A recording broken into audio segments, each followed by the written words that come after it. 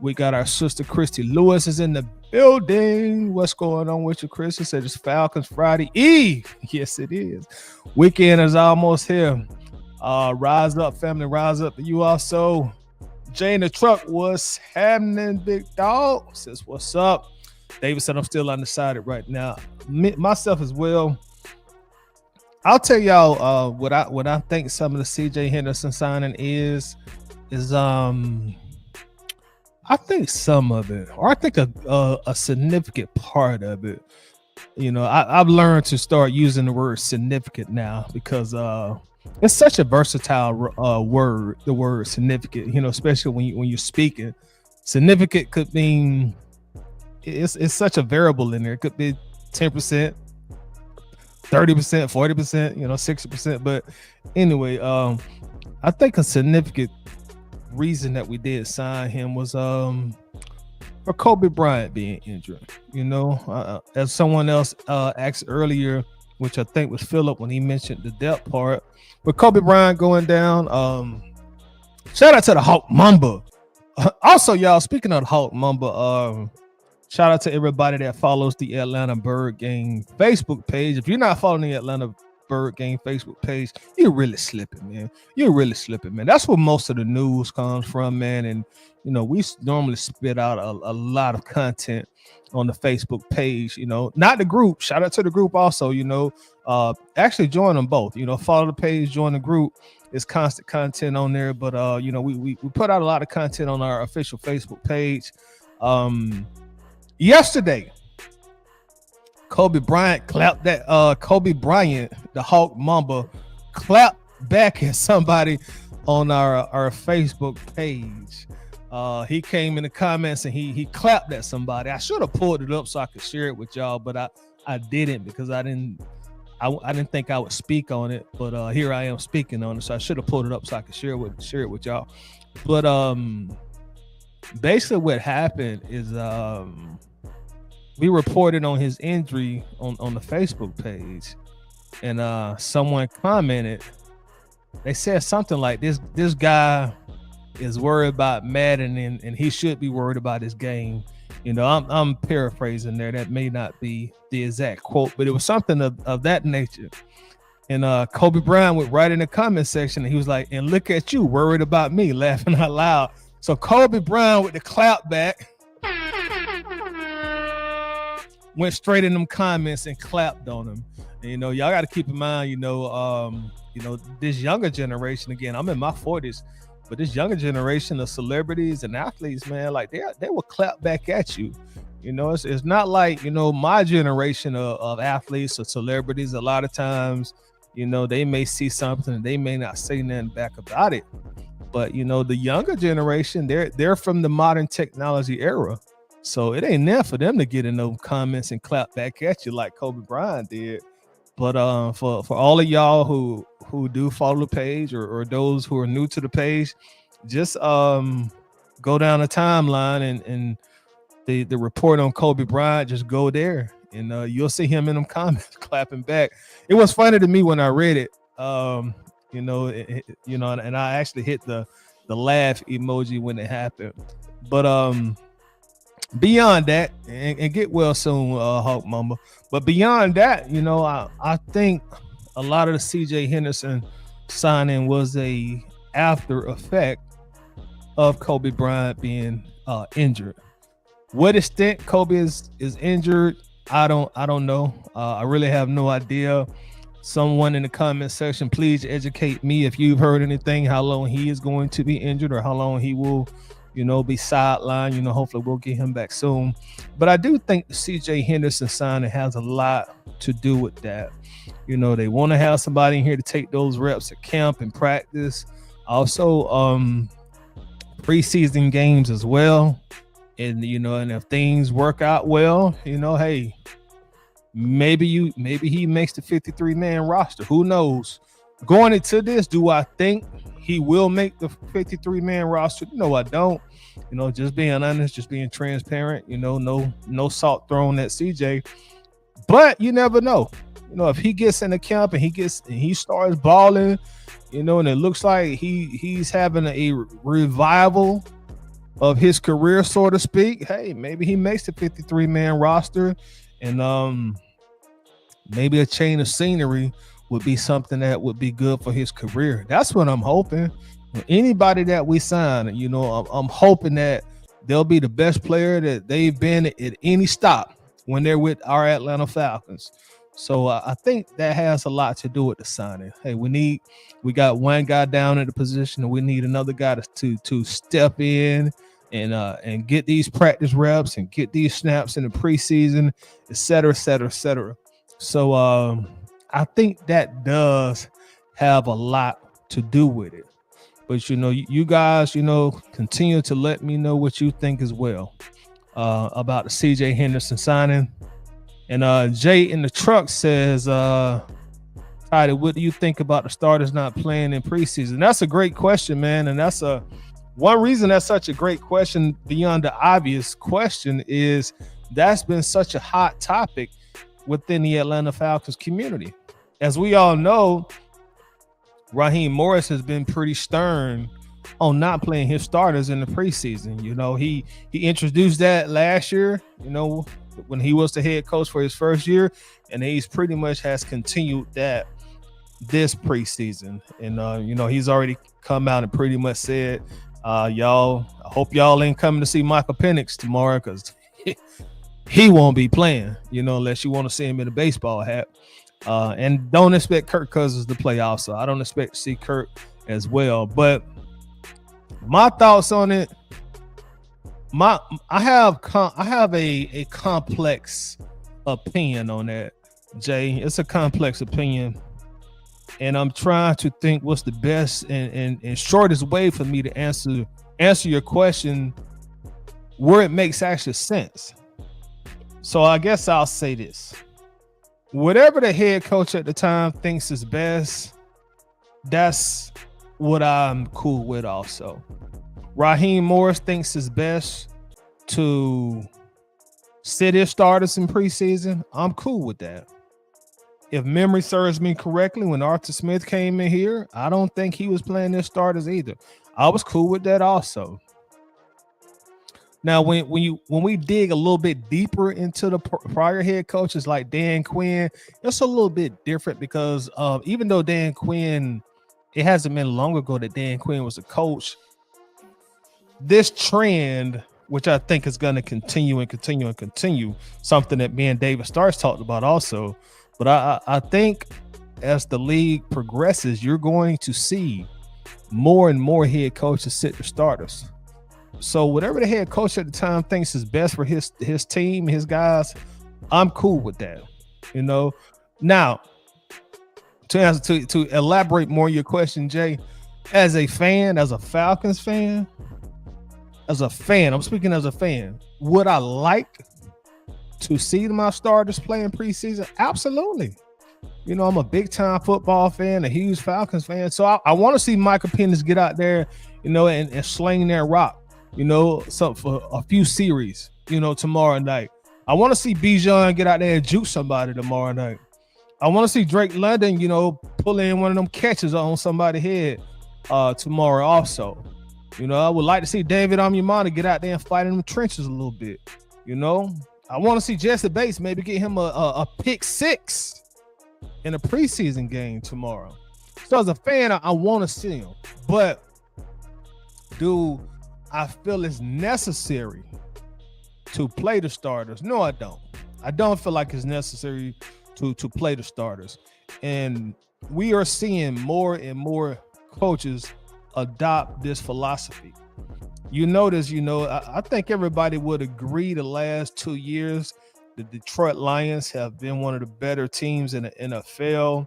Everybody applauds Dan Campbell, and rightfully so, being a great head coach. And he didn't play his starters. Last game we played Detroit last week. He didn't play his starters. The Super Bowl champs, the Philadelphia Eagles, they didn't play their starters. I feel like we've had these joint practices against the Tennessee Titans. I feel like that's transitioning to the new preseason for the starters. The scrimmages versus other teams and things of that nature. I think that's slowly becoming the new preseason for your starters. And once the NFL adopts the 18th game, the 18th regular season game, which won't be long, I'm sure that's coming, by the time the next CBA comes into play. At that point in time, preseason, as we know it, may disappear totally. Or it's probably just going to be one game. When that 18th game comes in, at most you'll have one preseason game. Once they adopted the 17-game regular season, they slashed preseason by one game. And once another game comes in, the 18th game, they're going to slash it again. I don't think they'll totally do away with it. I think they'll probably just go to one game, and that'll be your preseason. In college football, there's no preseason.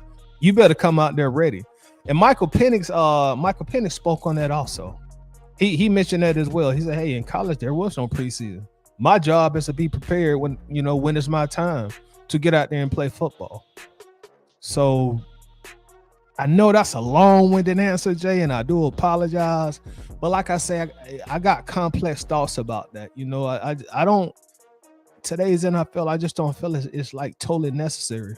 And I just told y'all I'm in my 40s, so I grew up as a kid, as a teenager, watching starters play preseason football. So that's what I had become accustomed to. But I would be somewhat football ignorant to not acknowledge how things are changing in terms of preseason. And you have to roll with the times, or you will get left behind. So again, I think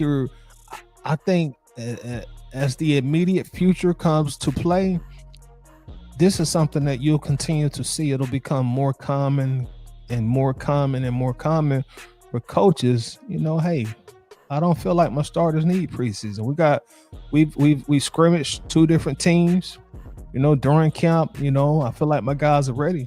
Now, don't get me wrong. If there ever comes a time when a head coach feels like his team is not where he wants them to be at that point in camp, I'm sure he would at that point in time put the starters out there.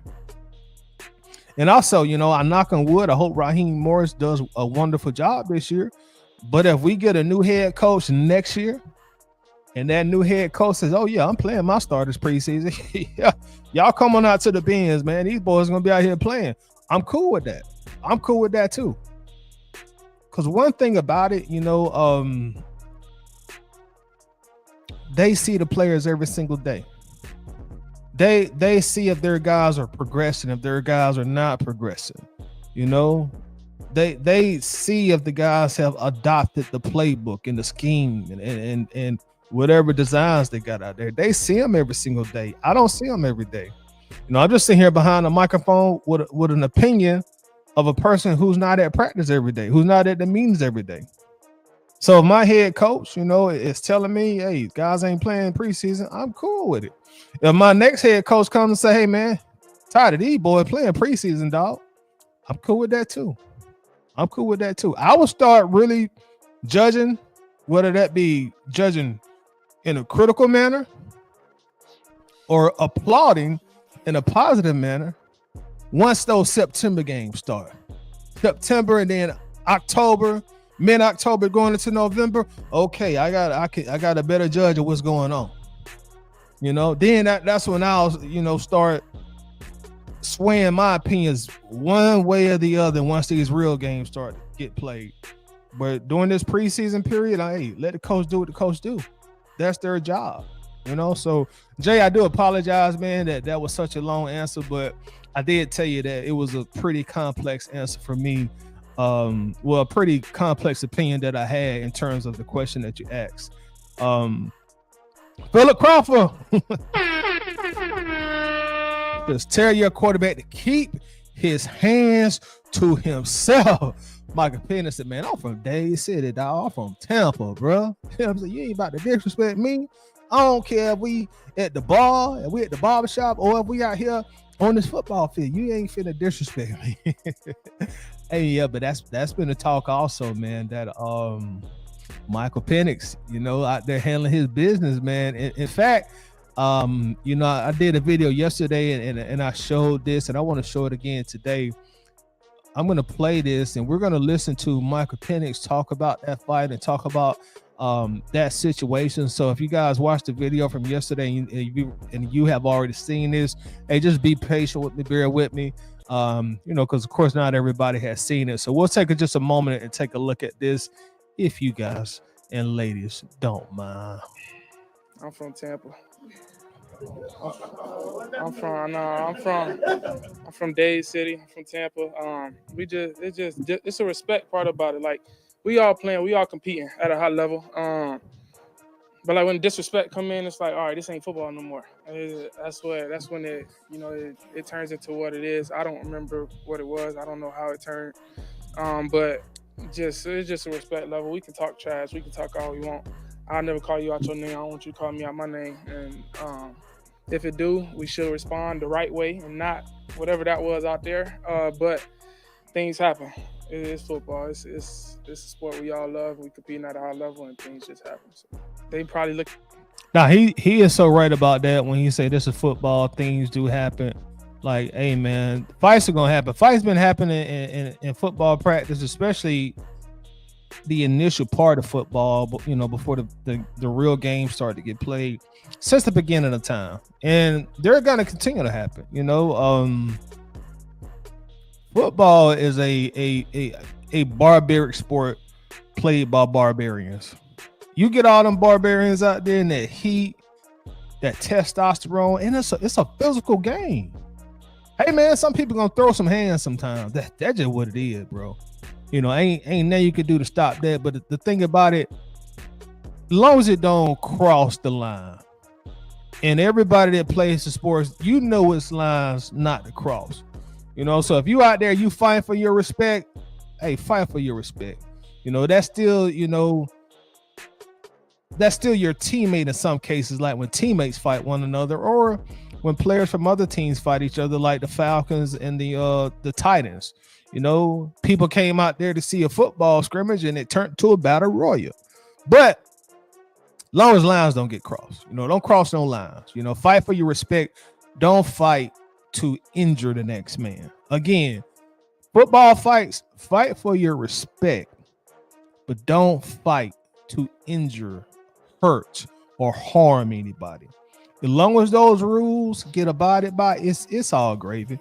You know what I'm saying? It's all gravy. And that's, you know, another component of it, as Coach Raheem Morris has been saying, like, he's saying he's not a fan of the fights because it takes away from reps. It takes away from practice time.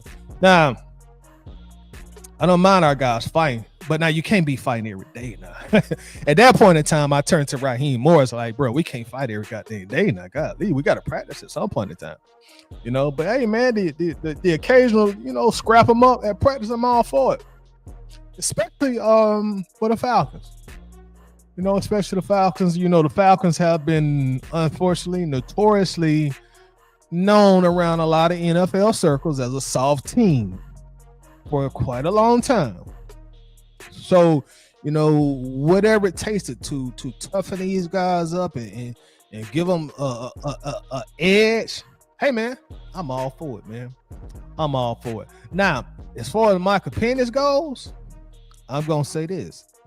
Once again, I don't mind the fights, but I don't want my quarterback fight. That's the only thing. I don't want my quarterback fight. I don't want my quarterback fight because, you know, that arm, that hand, them fingers, a lot of that stuff is, you know, you swing on somebody with a helmet, man, you break a finger, you break a wrist, you know, I just don't want my quarterback out there fighting. You know, the quarterback should depend on his goons. When I say the goons, his goons is the offensive lineman. All y'all who play football, y'all know that the quarterback's goons is his offensive line. So, you know, when things like that happen, somebody disrespect Penix, he has to learn to go holler at one of his goons, at Caleb McGarry. But it's, you know, I think he need his chin check. You know, Caleb, he need a chin check. You know, hey, Matthew Bergeron, number 58 over there. he tripping. He tripping. So just let your goons handle that, man. You got some hired NFL goons, and y'all already know one thing about an offensive line on all levels of football: they don't play about their quarterback. They do not play about their quarterback. You run up and try to hit a quarterback if you want to, you're gonna have 4, 5, 6 big jokers on the team coming for your neck, bro. The offensive line does not play about their quarterback. So once again, I'm all cool. I'm all good with the fighting, but I don't want my quarterback fighting. But I do like the fire in the kid. I like the competitive spirit. I love the passion. But I'm hoping this is the last time we talking about Michael Penix fight. I don't need my quarterback out there fighting. No, not at all. Glad he wasn't hurt. Glad he wasn't injured. But hopefully this is the last time we're talking about Michael Penix fighting. James Pierce Jr. and all them boys, if they want to keep out there throwing hands every now and then, hey, I'm cool with that. Hey, do your thing, man. Do your thing. Y'all toughen each other up. Because like we said, these Falcons been, done had the choir boy label for far too long. So if y'all need to get out there and throw some hands, throw some elbows, hey, I'm all for it, bro. But just, hey, but my quarterback, hey, man, chill out. Relax. Relax. Ricky Smith in the building. What's going on with you, Ricky, man? Appreciate you coming through. Appreciate it. Got our guy 82 Money Carlo in the house. It's been a long time, gang. Yeah, been a long time, man. The season starting now, so I'm trying to be more consistent with the content. I kind of, before the preseason game started, I kind of took me a little break, from putting out content. I was still putting out stuff, here and there, but now I'm trying to get way more consistent with it, get the channel back in the algorithm and whatnot. And I also need you guys' help with that as well. So if you don't mind, make sure that you do hit that like button for me. That's one thing that helps us jump in the YouTube algorithm. Everybody on Twitter also hit that like. Also, shout out to everybody on Twitter watching as well. Hit the like button and also share this also. Requote it, I think they call it on Twitter. I'm old school Twitter. I still call it retweet. So retweet it or share it for me. Shout out to everybody watching on Twitter. Dre the Boxer says, I expected to see Kirk for a series, but after the multi-brawl day yesterday, and Michael Penix Jr. hinted that it kind of wasn't even about football play at one point, we don't need to play anybody significant. I'm cool with that also, man. And when you say significant, especially you talk, and there go that word significant again, but especially when talking about our quarterbacks, I don't feel like we need to play them. I don't want to risk no injuries, whether that be Kirk, whether that be Michael Penix, especially a guy like Kirk. Kirk, about a 13-year vet now. So I don't feel like we need to play either one of them as well, Dre. So I agree with you on that. Dre says Titans players may try to hurt somebody. Titans players, they was out there hurting because we was painting them in practice, man. We was painting them, so they got all mad and upset. We was out there painting them. They couldn't do nothing with us. Our defense was beating their offense. Our offense was beating their defense. So they got upset and they want to take it to another route. Like we said, we can't beat them on the field. We'll beat them on the fight. In the fight. Y'all lost on the field and y'all lost the fights also. And man, them Titans fans was talking all kind of crazy noise, bro. All kind of crazy noise.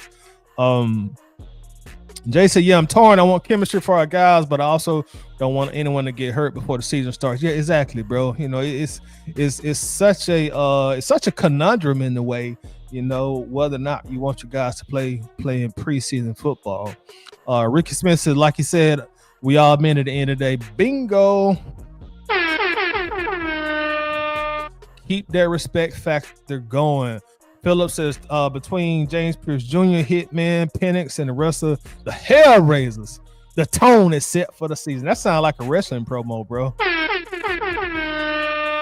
That sounds like a triple tag team promotion. Yo, my dog 3 Dirty in the house. What's going on, 3 Dirty, man? Appreciate you coming through, man. Hope you're having a good day today. Krista says, if you notice the execs ain't said nothing about it. About what, Christy? About the fight? I'm assuming you mentioned. Let me know what you mean specifically, in that way I can respond appropriately to it. Big Ron Thomas in the house. What's going on with you, Ron? Appreciate you coming through. Hope you having a great day. Also, but yeah, we got a preseason game tomorrow, y'all. You know, I do plan on watching that. I'm sure most of you guys will be watching that also. Okay, the scuffle. Yeah, you're right. Nobody really talked about that outside of I don't even think Raheem Morris. I know Raheem Morris spoke on the fight between the Falcons as a team, but I don't know if he's even spoken on the Titans versus Falcons fight. So you make an excellent point there. And I don't know if the Titans players have spoken on it either. I'm sure they probably said something about it, but I don't really watch the Titans or follow many of their reporters. None at all, really, for the very most point. And also, let's talk about Calvin Ridley. I did a video on Calvin Ridley and him and everything that's went on with him this week, coming back to Flowery Branch. Now, let's start off with Calvin coming into the Atlanta Falcons Instagram comments, which to me, like I said, I did a video on this and I called, Calvin bitter. For the life of me, I can't understand why Calvin took the route to go into the Falcons Instagram comments and start commenting on.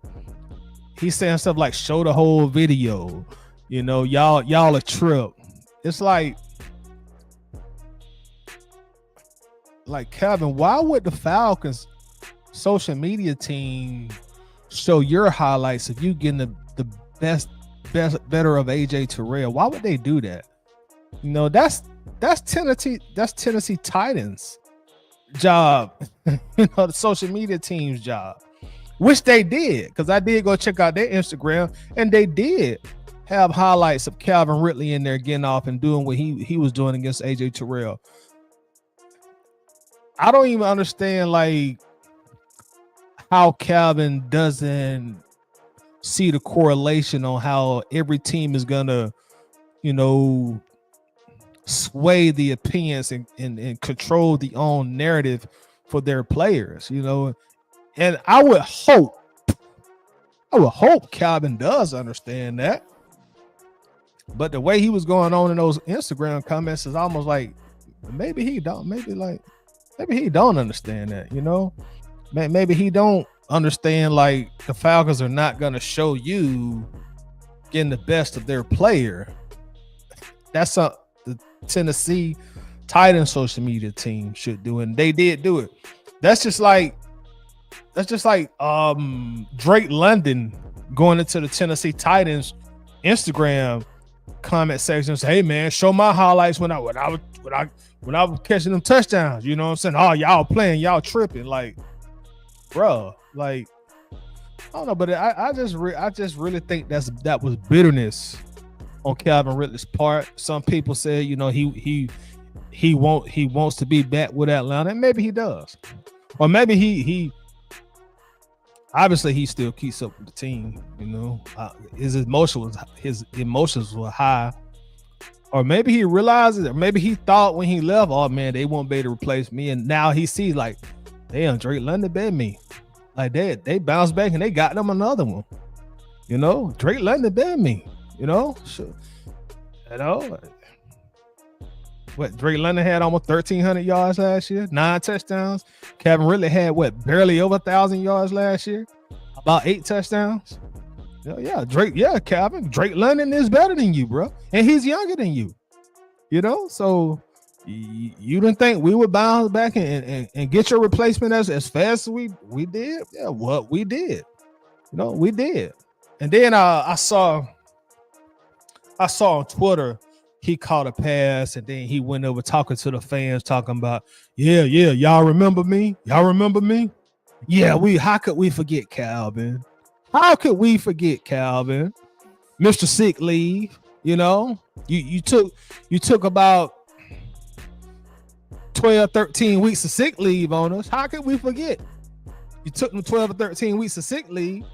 And then when you was on sick leave, Calvin, you was sitting there, playing prize picks and, you know what I'm saying, gambling on your phone, dog. And then the NFL find out and they suspend you for a year. How could we forget? You hurting the team, dog. And a lot of people still think you quit on the team, Calvin. So how can we forget, bro? How can we forget? Our first round pick sitting out, mental health. I ain't got nothing bad to say about that at all. But you sitting there gambling. Why are you on sick leave? You sitting there gambling. How could we forget? How could we forget you catching them passes and you running backwards, Calvin, because you're scared of contact? How could we forget? You think we forgot about you that fast? No, we ain't forget.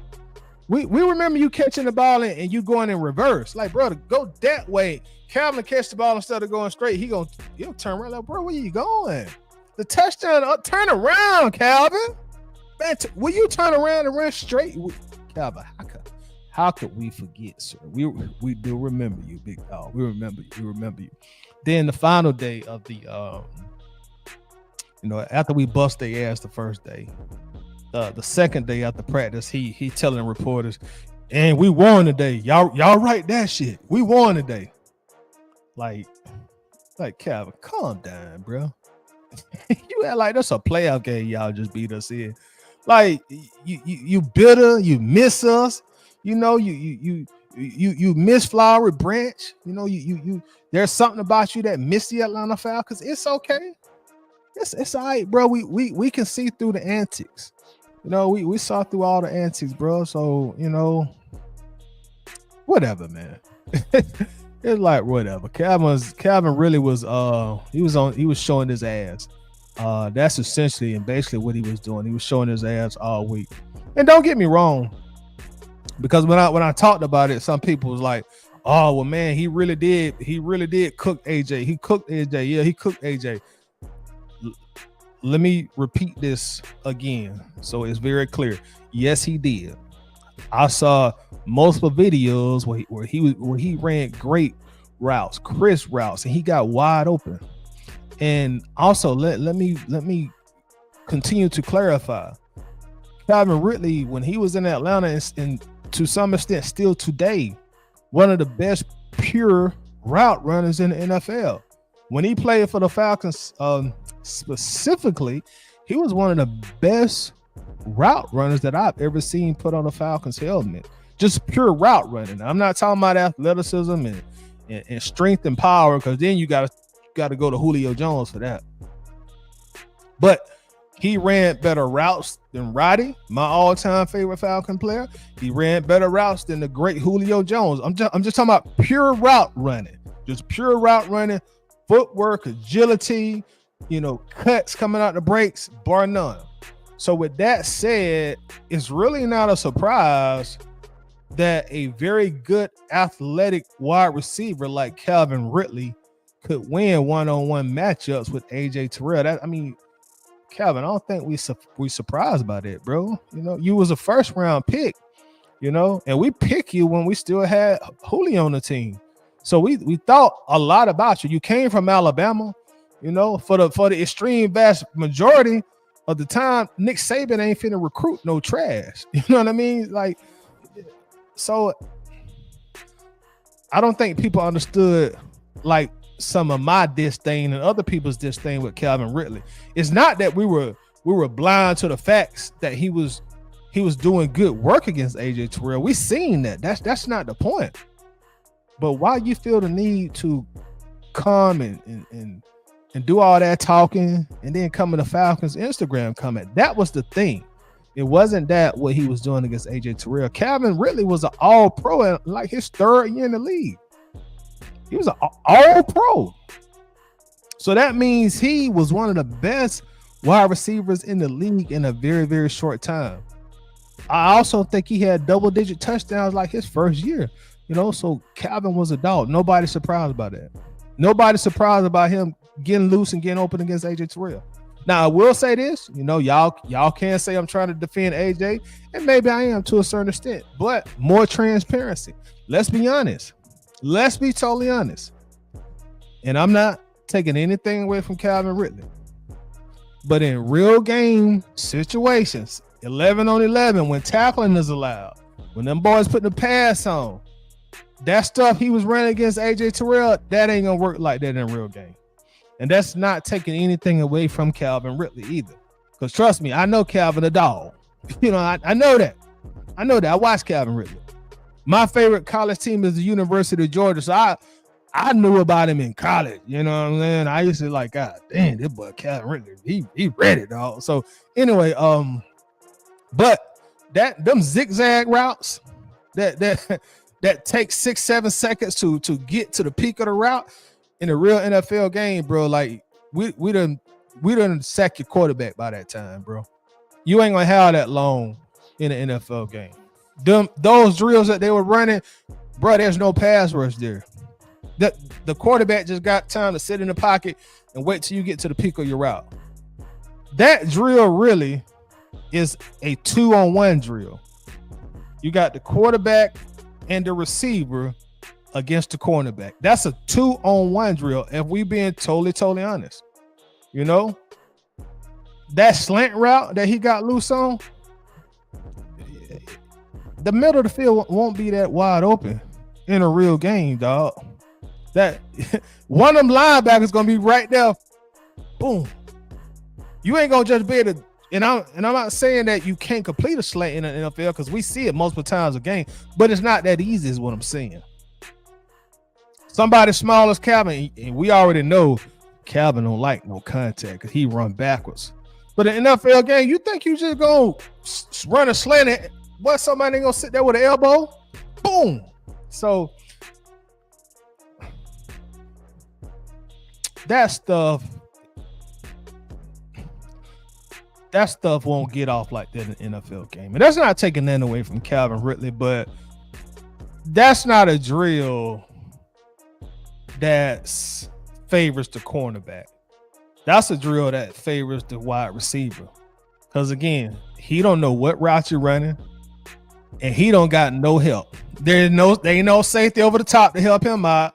Ain't no zone defense, which most of the NFL is some form of a zone defense nowadays. But the quarterback and the wide receiver, they're on the same page versus this cornerback. So somebody as good, borderline great, and as talented, and as quick, and as elusive, as experienced as Calvin Ridley, there's no surprise that he did what he did. You know, that route is designed for the wide receiver to have more success than the cornerback. Somebody as good as Calvin Ridley gonna win the route matchups 70% of the time. I don't care who was on the other side. You could have put Sauce Gardner back there. He was gonna beat Sauce too. Okay, you could have put prime Deion Sanders back there. Them kind of routes are designed for the wide receiver to have success. Philip Crawford says Terry Fontenot hasn't showed his face in a while. He might be cooking up something. That's really by design. Normally you see and you hear from Terry prior to like preseason. You know, I mean, he'll still do some press conferences here and there, but normally once like preseason, especially regular season games get started, the general manager, at least this is how the Falcons typically work. The general manager, then he kind of takes a back seat and he gets out of the spotlight and he lets the head coach and the defensive coordinator and the offensive coordinator become more of a spokesperson for the team because, you know, hey, it's showtime. So, you know, the general manager normally will take a back seat and then you hear and you see more of the head coaches. And that's why you're pretty much, for the very most part, seeing Raheem Morris doing press conference sometimes on a daily basis, you know, multiple times per week, you know, because that's normally how the Falcons operate. You know, they let the head coach, you know, take the forefront. Got our brother Antonio Henderson in the building. What's going on, Antonio? So the Titans needed belt to ass, then they got it on both sides of the ball. Correct. And when they want to run their favorite fair ones, loving the fire from my guys this year. Absolutely, man. The Falcons are a different team, a different crew this year, man. Them boys, hey, y'all want to be physical? Let's go. let's go. Y'all want to be physical? Let's go. Let's get it. Let's go. You know, y'all ain't no just running over us or you know Deboing us or none of that this year. You know, this is a way different team than what we seen in the past. You know, Jay and Troy, he was so bored. Or man, move on. Exactly, man. Like, bro, move on, bro. We done moved on. You should move on. Like, why you doing all this high sizing, bro? Like, it's not like Calvin. It's not like this fan base didn't believe in you, bro. You know. I remember when you came here, there were some people like, man, he might be Ben Julio. Like, bro, like the fans liked you as a player. We appreciated you as a player. Now the whole gambling stuff happened. Now, hey, you did lose favor with some fans at that point. But if you on your grown man shit as a grown man, you would understand that you made a mistake. You know, you should be able to, say to yourself, yeah, hey man, I messed that one up, bro. My poor decisions messed that up. Them fans didn't turn their back on me. Them fans loved and appreciated me when I was there. Some of them fans would even say, hey man, we can move past Julio and his diva ass because we got Calvin. We already got Julio replacement here. So Julio want to play these games with his contract and always ask for more money. Hey man, let him go. We got Calvin.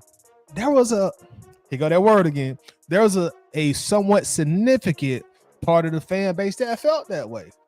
You know, a lot of people started gravitating to Calvin because of the stuff Julio had going on. So I don't understand why Calvin want to come out there and show, but yeah, y'all remember me? Oh, like bro, like we didn't appreciate you or something, you know? You act like you were Desmond Ritter or somebody like that the fans would shit on from time to time. Like, Calvin, we rock with you, bro. We rock with you hard.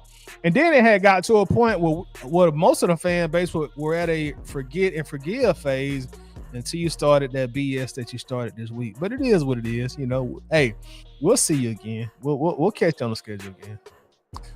Rick Smith said he wants to be a Falcons. I think he want to come back too. He know Tennessee trash. They ain't going nowhere. They going nowhere fast. They were trash last year. They'll be trash again this year. And he also know that he really, well, I ain't gonna say he has not had a season with any other team, Jacksonville and Trevor Lawrence included, that he had with Atlanta, bro. You ain't made no all-pro team since then. You ain't made no Pro Bowl, bro. I don't even think you done had a double-digit touchdown season since you left the A. So, yeah, you know what it is. Antonio says, Brandon Doyle said last night that it's not Ulbrich who is unleashing the pit bulls, but it's Nate Ollie who is turning our boys up. Yeah, man, Nate got that that attitude, that personality about him that really fires you up and you really want to get behind him and play well for him. And you can see that in all his interviews also. I wouldn't be surprised if within the next 3 to 5 years, Nate Ollie is actually a defensive coordinator somewhere and ultimately becomes a head coach, you know, because he has that unique ability that's not easily attained to be a leader of men, and men want to perform well for him. No Diddy, but y'all know what I mean. Big Ron say, Calvin in this field. Yeah, he definitely is. Jesse James in the house. I think he's just an insecure dude. You're probably right. Great point. Rick Smith is mad the organization got rid of him. That might be the case, but we didn't have no choice, and two, he wanted to leave. He wanted to leave Atlanta. You know, so that's another part, Rick, I don't understand. He wanted to leave. He was making it known and making it public that he wanted to leave, and the Falcons gave him his walking paper. So I'm not saying you had to come back and kiss our ass or kiss the fans' ass, but it seemed like he would have been a little more gracious coming back to Atlanta, because they traded you. They gave you the time off when you needed time off, and then you wanted to be traded, and they traded you. So Atlanta Falcons did everything they could to accompany, every request that you made. So I don't know, man. I don't know.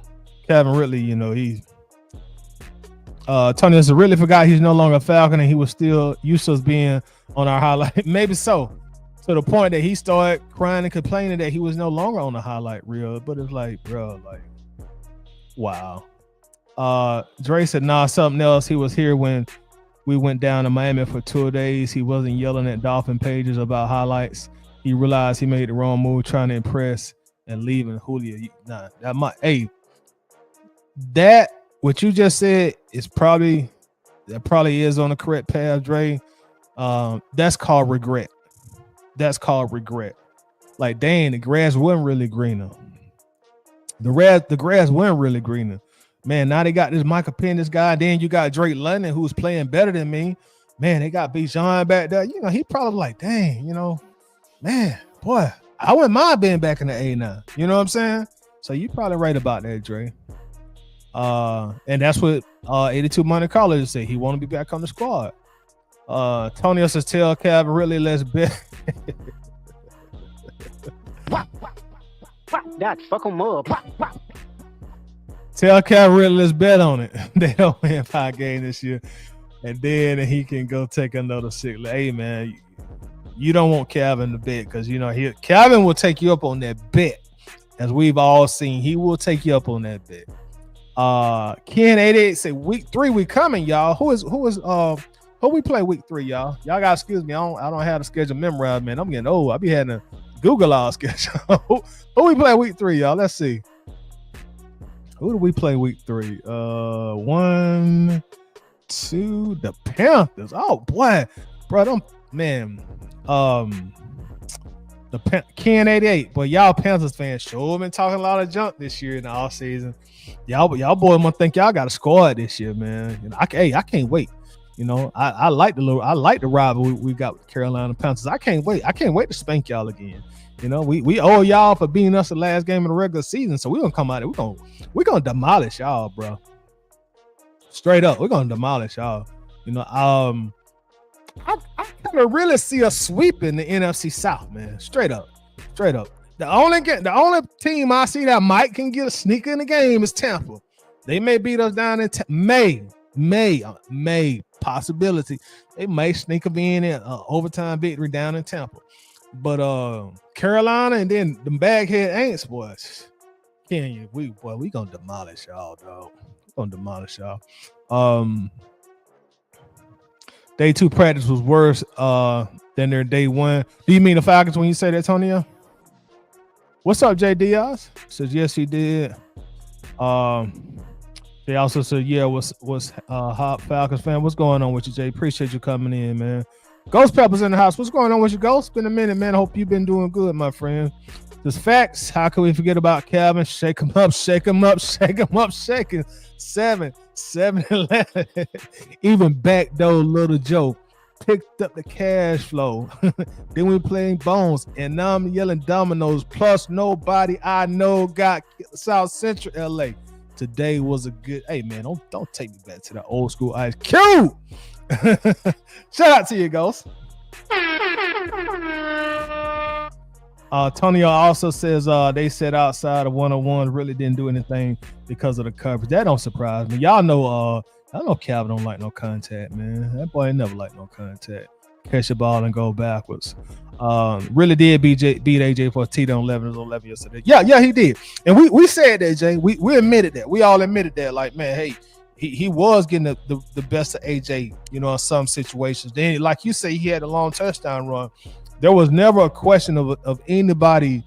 There was never a thought of anybody questioning Calvin Ridley's ability. We know Calvin's talented, and he got that dog in him. We just don't like, him acting like the bitter baby mama. Jeremy Dupree in the building. What's up, Jeremy? 2 thoughts. First, me, and then got them Gators. Like, but you in the same boat as Ken 88 talking about the Panthers, man. You don't put them Gator emojis up here, man. Bro, Georgia done beat y'all like what? 8 out of the last 9 years, man. Y'all down there with Vanderbilt, bro. We don't need to. We want a new rival. We want a new rival. You know, y'all used to be competitive, but now y'all are just garbage, man. Doing stuff with CJ in the house. What's up with your CJ? It says F Ridley and F Hooley. I said F both of them Bama boys. Jeremy says second, he was a shutdown corner in the SEC. Who do you mean when you say that, Jeremy? Are you talking about CJ Henderson?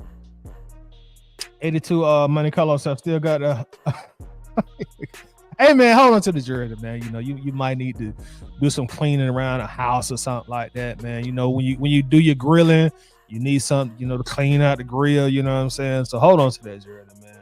Hold on to that Buster jersey, because he showed his true colors. He's a buster. He's a buster, as some LA boys say. Raymond Collins in the building. What's up with you, Raymond? What up, Todd? He right where he needs to be. Exactly. 82 Monte Carlos, his mic up is live. Who mic'd up? Terry Oceanborn Martin in the building. What's happening with you, Terry? What's going on, man? Appreciate you coming in. Jason has traced him to where he wanted to go to. Yeah, exactly, bro. He wanted to go back to Florida. We was too nice to that guy. That might have been on us. That might have been Panthers. Thank you very much. YMOF James Jamal, excuse me. I appreciate that. Carolina gonna get whooped, man. I'm gonna go ahead and tell y'all that. Really, with Drake and Pennis would have been fired or real talk. It probably would have. But the thing about it, if we still had Ridley on this team, if he don't go through what he went through, the semantics in the way faith happened, everything don't fall in line. So it's highly unlikely Drake London is on the team at that point in time, if that makes any sense to you. You know, you go get a Drake London because you need a number one wide receiver. But if Ridley is still here, then you don't really pursue that in the draft, if that makes any sense to you. Georgia Texas boy in the house. What's up, Georgia Texas boy? Julio Ridley and Pitts would have been fired, but we probably wouldn't. Yep, that's exactly what I just said, bro. Two great minds think alike. That's exactly what I said. We wouldn't have got Drake because we'd have had a different priority at that point in time. Tony says build ass in the theme this year. Opponents can rise up after Ike turn without. I like that. Oh, you say Ali got mic'd up. I gotta go back and watch that, man. I gotta go watch that. I haven't seen that. Hey, y'all, but it's been about an hour, man. It's been so real, man. I want to thank y'all for coming through, man. Shout out to everybody on the YouTube. Shout out to the replay gang that's gonna watch this later on. Y'all make sure y'all hit the like button, man. Replay gang always coming through. Everybody that come watch the live, they come through the live as also. That's why it's called a live stream. Also, shout out to everybody on Twitter, man. You know, we got quite a few people over there on Twitter. Shout out to the Twitter crew. We got to come up with a nickname for y'all as well. Hey, man, but game tomorrow against Tennessee. We're going to go out there and bust that ass again. No Diddy. Until then, I'll catch y'all later, man. Peace out. Y'all have a blessed day. I'm out of here. Go.